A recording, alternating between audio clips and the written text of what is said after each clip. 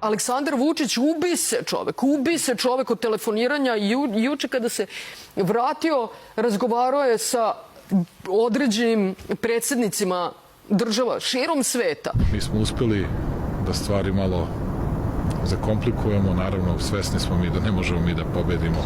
Pa laž. Recimo, evo vi mi recite svi ovde da li sam nešto pogrešno čuo. Brani, kaže, čoveka koji imao najveću plantažu marihuane. Halo? Šta je ovo? Šta je dobro, buti? A ko je to dokazao? Brate, nisi znao, a? Šta ćemo ako jednog dana taj čovek bude slobodan? Jeste spremni da mu platite kad vas bude tužio?